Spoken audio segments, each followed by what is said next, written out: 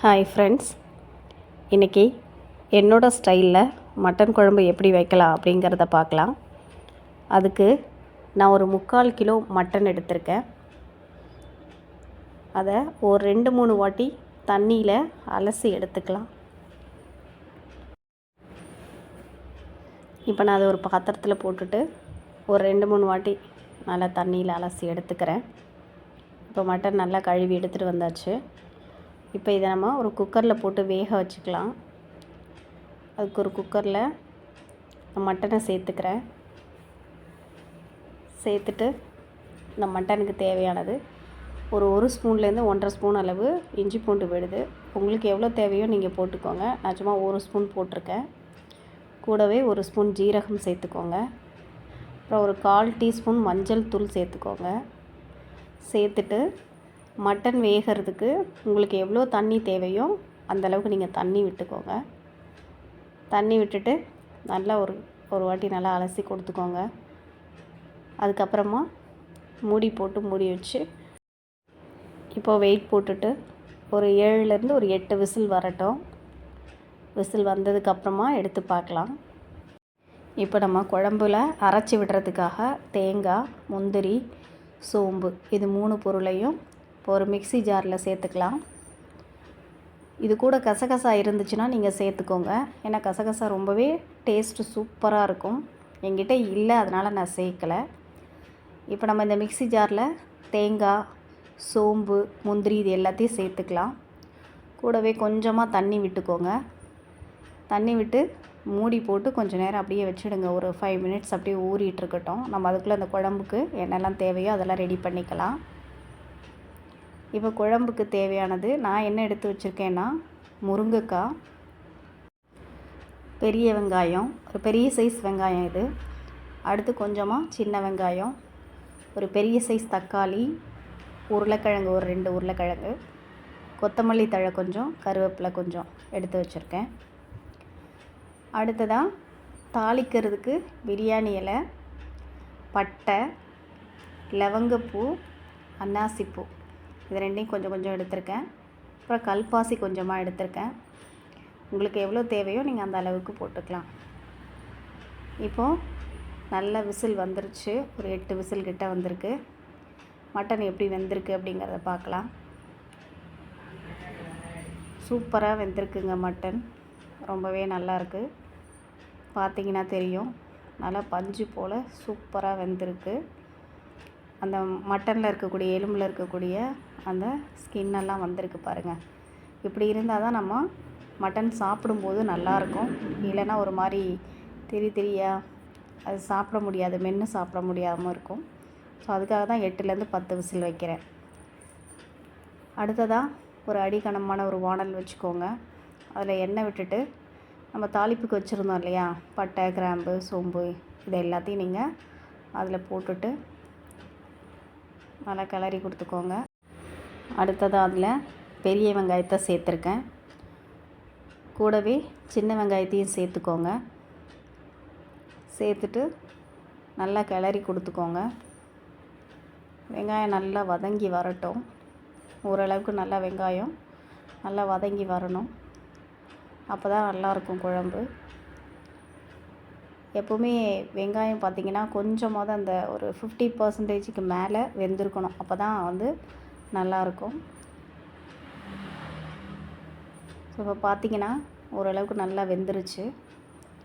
இந்த சமயத்தில் நம்ம ஒரு 1.5 டீஸ்பூன் அளவுக்கு இஞ்சி பூண்டு விழுது சேர்த்துக்கலாம். சேர்த்துட்டு நல்லா கிளறி கொடுத்துருங்க. இந்த இஞ்சி பூண்டு விழுதோட பச்சை வாசனை போகணும். அது வரைக்கும் நல்லா கிளறி கொடுத்து வச்சுடுங்க. அடுத்ததாக நம்ம இதில் தக்காளி வச்சுருக்கோம் இல்லையா, அதை சேர்த்துக்கலாம்.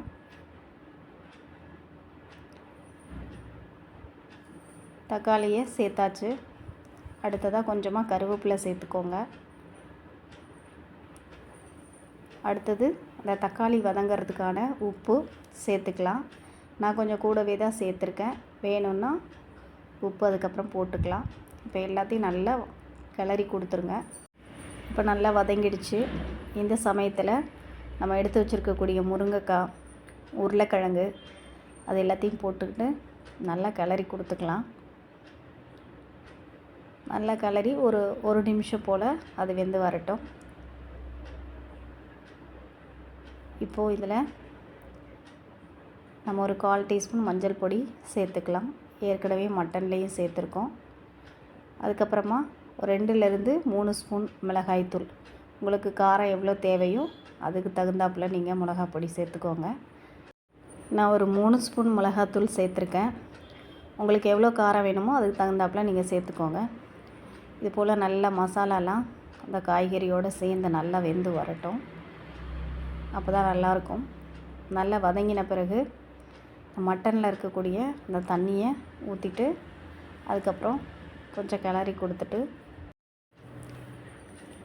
மட்டன் இருக்கு இல்லையா, அந்த மட்டனையும் எடுத்து இந்த குழம்புல சேர்த்துக்கோங்க. இப்போ நான் எடுத்து வச்சுருக்க எல்லா மட்டனையும் குழம்புல சேர்த்துட்டேன்.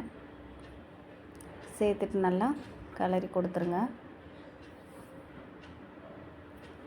இந்த சமயத்தில் உங்களுக்கு எவ்வளோ தண்ணி தேவையோ அந்தளவுக்கு தண்ணி ஊற்றிக்கோங்க.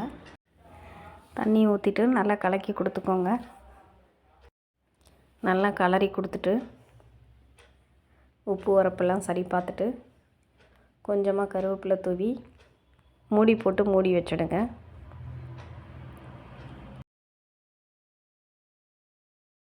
தேங்காவை அரைச்சி எடுத்துகிட்டு வந்துடலாம்.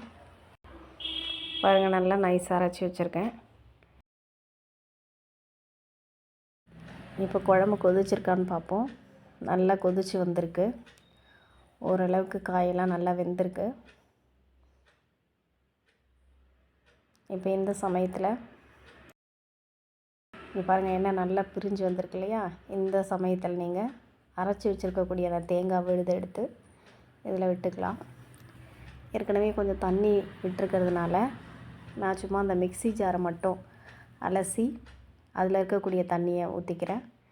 உங்களுக்கு தேவைன்னா நீங்கள் இன்னும் கூட கொஞ்சம் தண்ணி ஊற்றிக்கலாம். ஊற்றிட்டு நல்லா கிளறி கொடுத்துக்கோங்க. இது போல் நல்லா கிளறி கொடுத்துருங்க.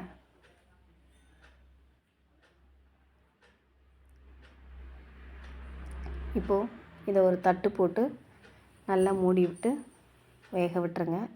இன்னும் கொஞ்சம் நேரம் நல்லா வெந்து வரட்டும். இடையில எடுத்து பார்த்துக்கோங்க, அடி பிடிக்காமல் பார்த்துக்கோங்க. இப்போ இதை திறந்தாச்சு. நல்லா கொதிச்சு வந்திருக்கு. திறந்துட்டு நல்லா கிண்டி கொடுத்தாச்சு.